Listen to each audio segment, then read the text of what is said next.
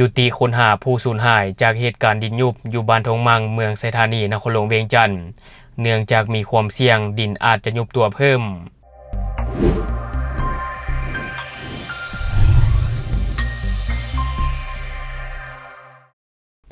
สบายดีท่านผู้ชมยินดีต้อนรับเข้าสู่รายการช็อกเดอะนิวและข่าวที่ข้าพเจ้าอยากจะนำเสนอในมื้อนี้ก็คือยุติค้นหาผู้สูญหายทั้ง4คนที่ได้สูญหายจากเหตุการณ์ดินยุบอยู่บ้านทงมังเมืองไซธานีนครหลวงเวียงจันทน์เนื่องจากมีความเสี่ยงดินอาจจะยุบตัวเพิ่มโดยในของข่าวข้าพเจ้าได้มาจากข่าวเศรษฐกิจสังคมวันที่15มังกร2026ที่ผ่านมาท่านบุญยงศรีดาวงศ์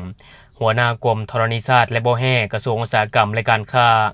สมทบกับองค์การปกครองเมืองไซธานีอำนาจการปกครองบ้านพร้อมด้วยครอบครัวผู้สูญหาย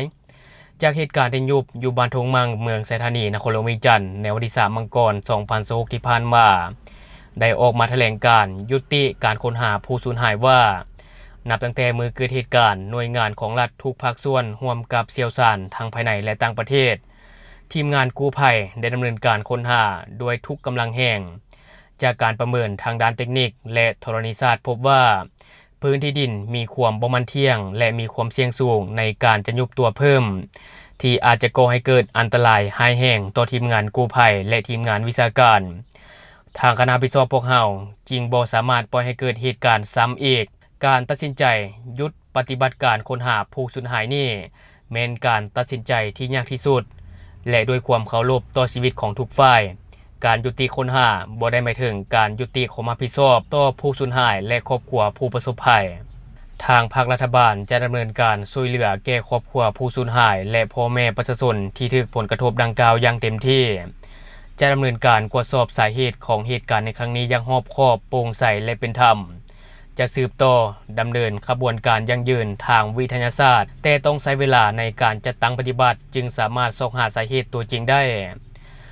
นอกจากนั้นพอตูบุญสิงห์สุวัสดีตั้งหน้าครอบครัวผู้สูญหายก็ได้กล่าวยอมรับและพึงพอใจ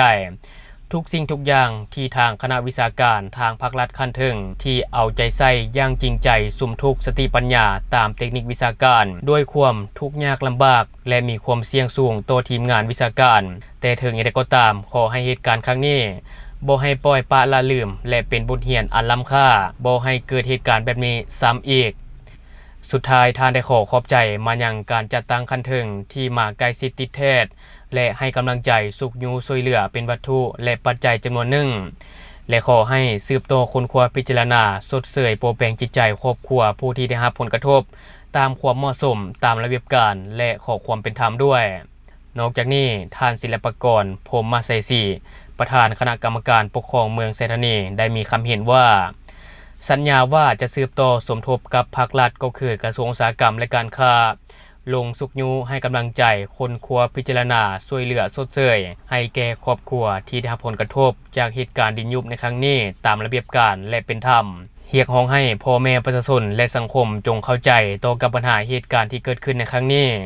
สรุปก็คือในตอนนี้ยุติการค้นหาผู้สูญหายจำนวนทั้ง4คนแล้วซึ่งหลายคนก็น่าจะติดตามข่าวนี้เนาะต่อกับเหตุการณ์นี้ก็คือว่ามีผู้สูญหายทั้งหมด4คนและบางคนก็อาจจะคิดว่าคนพบแล้วบ่เนาะหรือวันใดแต่ที่จริงยังบ่พบทางผู้ชมและในล่าสุดนี้ก็มีการแถลงข่าวออกมาว่าได้ยุติการค้นหาแล้วตอนนี้ประชาชนอยู่เขตทงมังบ่ว่าจะเป็นเขตทงมังหรือว่าเขตใกล้เคียงเขตโพนคอเขตหาดเกี้ยงก็ต้องมีความระวัดระแวงอยู่เนาะท่านผู้ชมเพราะว่าเหตุการณ์ดินยุบนี้มีความเสี่ยงที่อาจจะเกิดขึ้นอีกแต่บ่ว่าจะเกิดขึ้นตอนใดหลายคนก็ระวัดระแวงหั่นแหละแต่นั้นก็ตามก็ขอเป็นกำลังใจให้กับทุกคนเนาะจงมีสติในการใช้ชีวิตในหลายและบัดนี้เฮาไปเบิ่งการแถลงข่าวจากภาคส่วนที่เกี่ยวข้องจะก่อนอื่นก็ขอเรียนการนำภาครัฐที่เคารพและนับถือเรียนพ่อแม่ประชาชนบ้านทงมังโดยเฉพาะพิเศษก็แม่นครอบครัวผู้ที่ได้รับผลกระทบที่เป็นญาติพี่น้องเป็นพ่อเป็นแม่เป็นอายเป็นเอื้อยของผู้ที่สูญหายทั้ง4โดยได้รับการมอบหมายจากขันเถิงข้าพเจ้าบุญยงศรีดาวงศ์หัวหน้ากรมธรณีศาสตร์และบ่อแห่กระทรวงอุตสาหกรรมและการค้า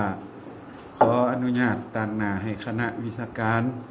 แจ้งข่าวเกี่ยวกับการปฏิบัติการค้นหาผู้สูญหายจำนวน4คน ในเหตุการณ์ดินยุบอยู่เขตบ้านทงมังเมืองไซธานีนครหลวงเวียงจันทน์ในค่ำคืนตอนดึกเช้าของวันที่3มังกร2026การแจ้งข่าวครั้งนี้ถือว่าเป็นความจำเป็นและกงกันข้ามกับความรู้สึกของญาติพี่น้องพ่อแม่อายเอื้อยน้องนุ่งและของพวกเฮาทั้งหมดทุกคนผ่านการปฏิบัติการพยายามค้นหาผ่านมาเป็นเวลา12วันกว่าผ่านมาถึงแม้ว่าพวกเฮาจะได้สุมทุกเหงื่อแห้งสติปัญญากำลังทั้งหมดในการค้นหาและมีความพยายามอย่างถึงที่สุดแต่เห็นว่าพวกเฮาบ่สามารถค้นพบผู้สูญหายทั้ง4คนได้โดยผ่านการปรึกษาหารือร่วมกับครอบครัวญาติพี่น้องของผู้สูญหายทั้ง4พวกเฮาเป็นเอกภาพกันตัดสินใจอย่างสูงในการยุติภารกิจการค้นหาผู้สูญหายทั้ง4ไว้เพียงเท่านี้ตลอด12วันที่ผ่านมาพวกเฮาได้พยายามอย่างที่สุดโดยการร่วมไม้ร่วมมือทางด้านวัตถุเหงื่อแห้งสติปัญญาจากหลายภาคส่วนในสังคมเห็นว่าบ่สามารถสืบต่อได้การตัดสินใจดังกล่าวนี้แม่นย้อนเหตุผลทางด้านความปลอดภัยซ้ำซ้อนหรือว่าอุบัติเหตุที่จะเกิดขึ้นซ้ำซ้อนเนื่องจากว่าสภาพในปัจจุบันนี้สภาพดินยุบตัวยังสืบต่อและสภาพหน้าดินในบริเวณดังกล่าวยังสืบต่อมีการเคลื่อนไหวผ่านการประเมินข้อมูลทางด้านเทคนิคอย่างเป็นวิทยาศาสตร์เห็นว่าในบริเวณดังกล่าวและจะสืบต่อในการค้นหาเห็นว่าบ่มีความปลอดภัยให้แก่ทางทีมงานที่จะดำเนินการต่อดังนั้นจึงได้ตัดสินใจนะฉะนั้นปัญหาดังกล่าวนี้แม่นเป็นสาเหตุหลักให้แก่การตัดสินใจครั้งนี้หากบ่แม่นย้อนพวกเฮาบ่ได้มีความพยายามหากบ่แม่นย้อนผู้พัฒนาโครงการบ่ให้ความร่วมมือหรือเหตุผลอื่นๆอันนี้พวกเฮาได้ประเมินและก็ได้เชิญเอาญาติพี่น้องไปสังเกตการอยู่ในสถานที่ตัวจริงจึงได้ผ่านการปรึกษาหารือกันอย่างรอบคอบรอบด้าน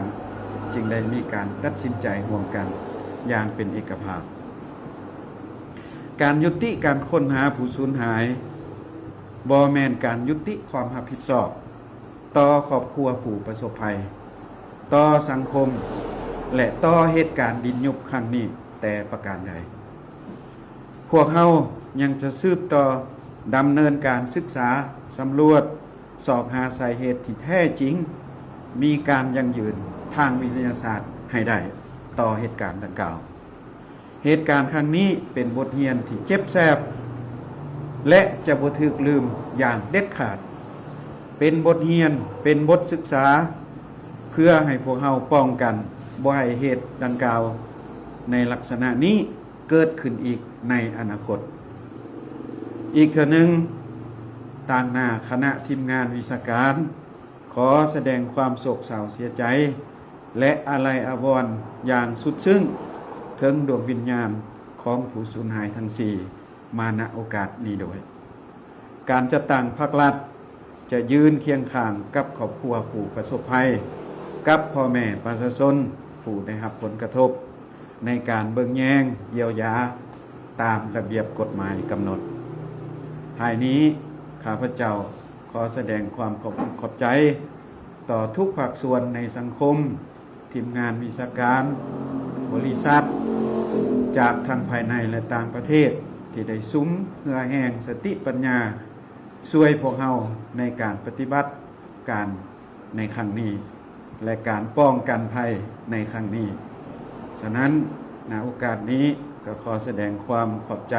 พิเศษก็แม่นการจัดตั้งท้องถิ่นครอบครัวผู้ที่สูญหายที่ได้เข้าอกเข้าใจนำทีมงานของพวกเรา ในการค้นหาภารกิจในการค้นหาของพวกเราในครั้งนี้พวกเราจะสืบต่อประสานงานประสานสมทบกับบรรดาทานสืบต่อให้หู้แจ้งนั่นแหละสาเหตุของ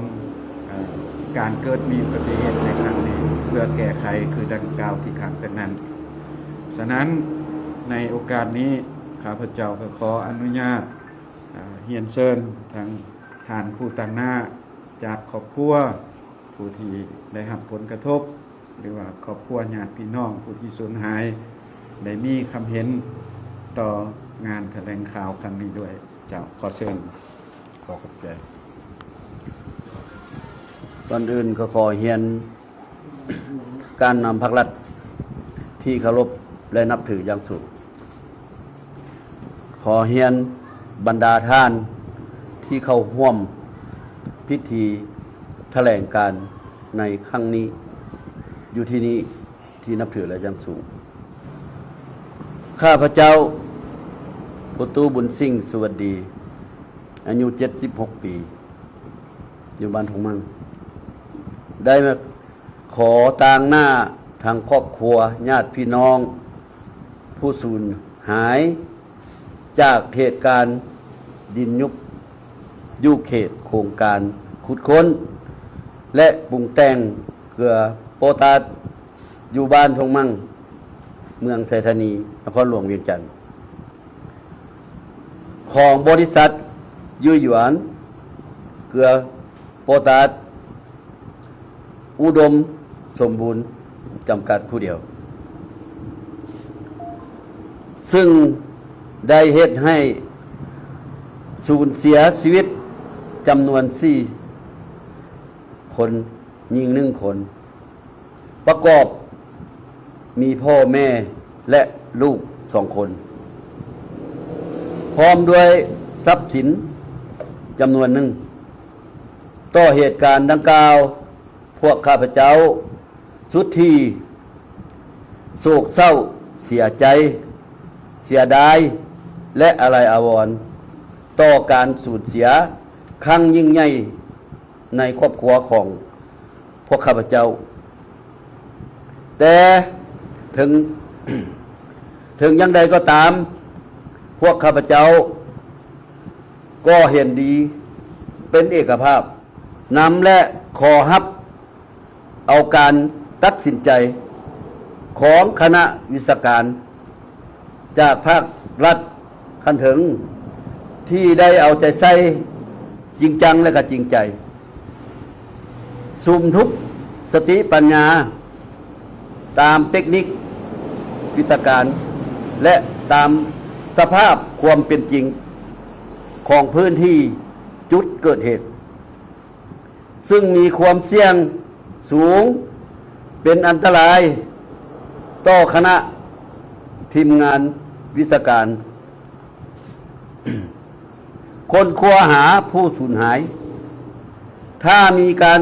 ค้นคว้าหาศึกษาต่อ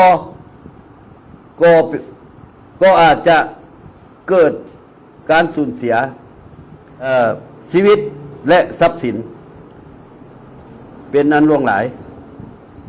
พร้อมเดียวกันนี้ข้าพเจ้าขอให้เหตุการณ์ครั้งนี้ได้มีการซอกค้นหาเหตุผลอย่างรอบคอบและเป็นอิสระและโปร่งใสเพื่อบ่ให้เหตุการณ์แบบนี้เกิดขึ้นอีกบ่ว่าแต่กับครอบครัวใดในอนาคตบ่ให้เหตุการณ์นี้ถูกปะลืม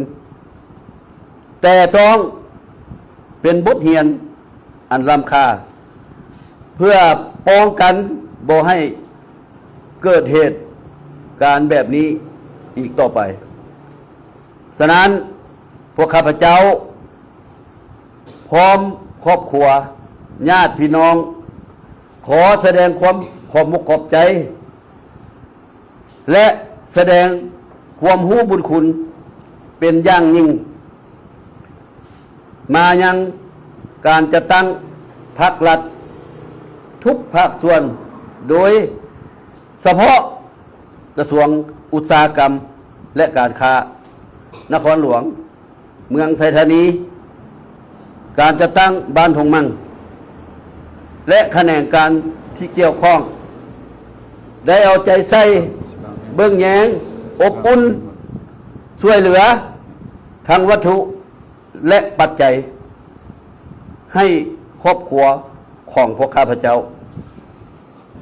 พวกข้าพเจ้าขอเสนอและเรียกร้องมายัง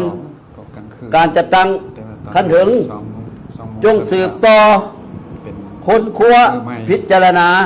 สดเสยปัวแปลงจิตใจให้ครอบครัวผู้เสียชีวิตตามความเหมาะสมแล้วก็ตามระเบียบหลักการของบ้านเมืองในขั้นตอนต่อไปมาฮอดนี้ก็ถือว่าข้าพเจ้าขอจบก็ขอขอบใจนำพระครูบุญสิ่งที่ตั้งหน้าให้ครอบครัวได้มีคำเห็นฉะนั้นในต่อไปข้าพเจ้าขอเรียนเชิญท่านศิลปากรพรหมไสยศรีประธานปกครองเมืองไสยธานีได้มีคำเห็นต่องานแถลงข่าวในมื้อนี้ครับขอเรียนเชิญเจ้า ก่อนอื่นขอสบายดีตอนค่ำบรรดาท่านผู้ชมที่อยู่ทางบ้านทั้งหลายก่อนอื่นมืดในนามข้าพเจ้าในนามต่างหน้าองค์การปกครองเมืองไสยธานีก็ต้องแสดงความขอบใจเป็นอย่างสูงนำรัฐบาลก็คือทางกระทรวงอุตสาหกรรมและการค้าและแผนกอุตสาหกรรมการค้านครหลวงวิจันทร์ที่ได้ให้ความเอาใจใส่ในการติดตามเหตุการณ์ในครั้งนี้นับแต่วันที่3เป็นต้นมาฮอดปัจจุบันก็เป็นเวลา10 วันกว่าในการติดตามสภาพดินยุบและในการติดตามซอกค้นผู้รับผลกระทบกับผู้ถูกเสียหายมาฮอดปัจจุบันนี้ก็เห็นว่าสภาพดังกล่าวก็เห็นว่าก็ได้คือทางท่านหัวหน้ากรมก็ได้แถลงการไปแล้วเนาะฉะนั้นข้าพเจ้าในนามองค์การปกครองเมืองไสยธานีก็แสดงความรู้บุญคุณและขอบใจเป็นอย่างสูงต่อการเอาใจใส่ของคันเทิงที่พยายามช่วยเหลือติดตามซอกค้นบรรดาผู้สูญหายเนาะข้าพเจ้าในนามต่างหน้าองค์การปกครองเมืองก็เห็นว่าการค้นคว้าการซอกค้นบรรดาผู้ท่านผู้เสียหายโดยการนำใช้หลักการทางด้านวิทยาศาสตร์ทางด้านเทคนิคก็เห็นว่ามาฮอดมื้อนี้ก็เห็นว่ามีความเป็นเอกภาพกันสูงระหว่างครอบครัวและการจัดตั้งบ้าน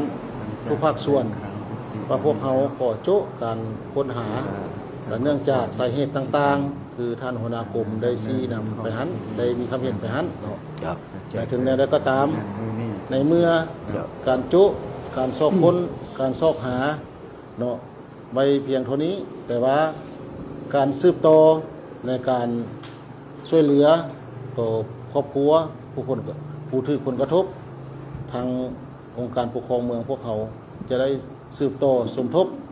กับองค์การปกครองบ้านสมทบกับการนำนครหลวงเวียงจันทร์ค้นคว้าวิธีการช่วยเหลือแก่ผู้ถูกผลกระทบเนาะพิเศษโดยเฉพาะเป็นผู้ที่ถูกสูญหายเนาะนอกนั้นยังจะได้ค้นคว้าผู้ที่ถูกผลกระทบต่างๆตามหลักการของแขนงวิชาเฉพาะหรือแขนงวิชาการที่เพิ่นกำหนดไว้หันเนาะซึ่งว่าพวกเขาจะได้สืบต่อติดตามอย่างใกล้ชิดเนาะซึ่งว่ามาฮอดนี้ข้าพเจ้าในนามองค์การปกครองเมืองก็ขอเรียกร้องให้สังคมก็คือพ่อแม่ประชาชนทั่วไปเนาะโดยเฉพาะพ่อแม่ประชาชนภายในบ้านทงมังของพวกเขาก็ให้เข้าใจในการ เสพข่าวต่างๆให้มีความระมัดระวังเนาะแนวใดก็ตามพวกเขาองค์การปกครองเมืองจะยืนอยู่บนหลักการเนาะสิทธิผลประโยชน์ของประชาชนเนาะจะบ่ทิมบ่ปะประชาชนเด็ดขาดเนาะบ่ว่าจะเป็นการชดเชยหรือว่าการทดแทนต่างๆพวกเขาจะเฮ็ดตามหลักการ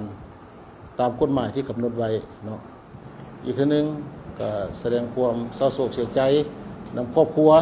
ที่ว่าถูกผลกระทบในครั้งนี้